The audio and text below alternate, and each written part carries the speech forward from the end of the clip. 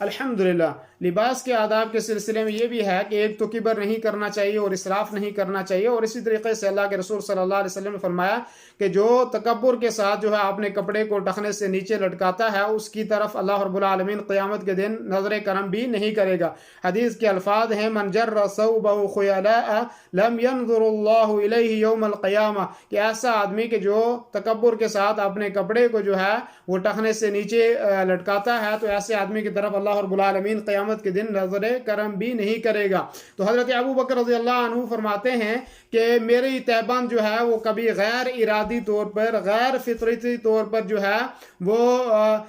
नीचे हो जाती है। तो हजरत इल्ला ये कि फरमा इल्ला अन अतआहदालिक मिन्हु, इल्ला ये कि मैं उसको दुरुस्त कर लेता हूँ, मैं उसको सही कर लेता हूँ। तो अल्लाह के रसूल सल्लल्लाहु अलैहि वसल्लम ने फरमाया इन्नका लस्त तस्नअ ज़ालिका खुयला, कि आप तो इसको तकब्बुर की वजह से नहीं करते हैं। तो गोया कि हजरत अबू बकर एक तो यह कि वो हमेशा नहीं करते थे और उनसे गैर इरादी तौर पर ऐसा हो जाता था, लेकिन दुरुस्त कर लेते थे। और इसी रिवायत को लेकर हमारे मुसलमानों में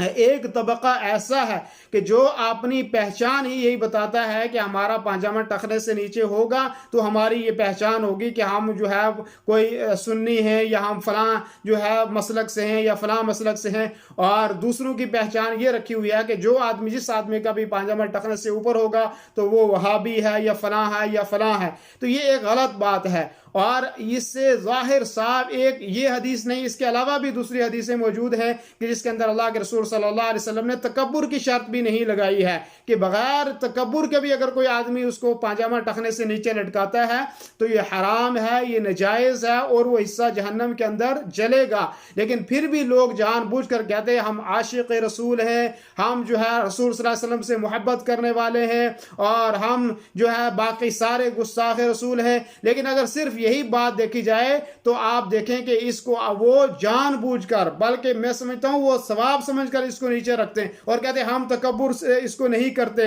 और दलील क्या पेश करते हैं? दलील यही रिवायत पेश करते हैं जो हजरत अबू बकर रज़ियल्लाहु अन्हु की है कि वो कहते हैं कि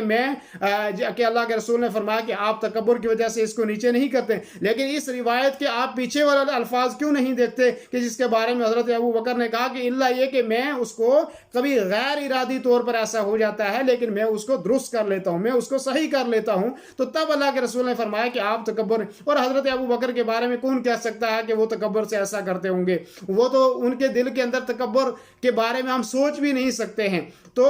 उनकी बात अलग है। लेकिन आज जो हम लोगों ने फैशन बनाया हुआ है और औरतों की तरह जो है हमने पाजामा नीचे टखनों से लटकाया हुआ है और फिर हम इसको अपने लिए फख्र समझते हैं, हम अपने लिए इसको कोई बड़ी चीज समझते हैं, तो ये एक नाजायज है। और दूसरी बात ये कि आप अगर इसको सवाब समझ के या अपनी कोई पहचान समझ के कर रहे हैं तो ये और गुनाह है। और आप उसको अगर कोई जायज करने के लिए कोई दलील देते हैं तो ये और उससे बड़ा गुनाह है। तो आदमी को शरीयत के मसले में जहां कोई हदीस आ जाए तो मोमिन का तकादा यह है कि मोमिन उसके ऊपर अमल करे, और अगर अमल नहीं भी हो सकता तो अल्लाह से तौबा और रुजू करे, बल्कि उसके जवाज के लिए कोई दलील ना पेश करे और उसको अपनी पहचान के तौर पर इस्तेमाल ना करे, जैसे कि हम में से बहुत सारे लोग जो है इसको बतौर पहचान पेश करते